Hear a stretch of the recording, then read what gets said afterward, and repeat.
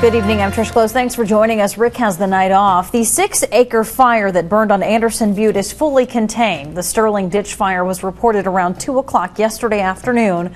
Fire investigators now say that fire was caused by a person. The investigation is continuing. In the meantime, one fire district chief is planning to work with rural homeowners to help them help themselves. This is Jenica Villamor is here with more in tonight's top story at 5. Jenica? Fire District 3 says it takes more time to respond to rural areas, so it hired a new chief to keep an eye out on Gold Hill, Sam's Valley, and places near Agate Lake. Soon he'll head out into those communities, teaching residents what to do until help gets there. Carol Lutz has seen her fair share of fires living in Sam's Valley.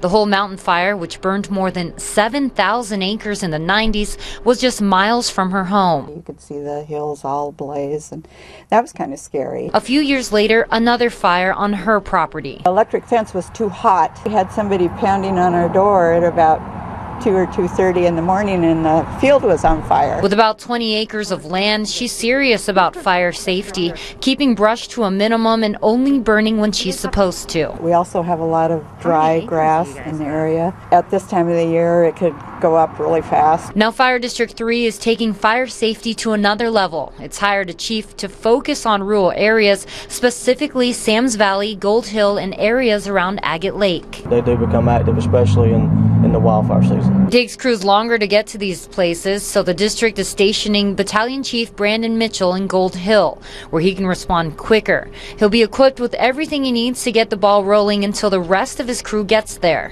Our goal is to improve that response time, but until that happens, it is very important to make sure that they can understand some of the fundamental actions that they could actually perform to prevent situations from becoming worse. And he'll be heading out into the communities to teach them how to help themselves, going over what to do in case of a fire and even medical emergencies. 911 activation techniques, basic CPR, first aid, things like that. For John Huey, learning some basic first aid would help. He says acting fast could one day make a difference. It's always good to know CPR. We've lost lives out here many times because of fires and stuff, because it's just out of the area. Chief Mitchell plans on meeting with residents soon. Meanwhile, Lutz will be waiting to see what else she can do. Any ideas that they can give us would be a good thing.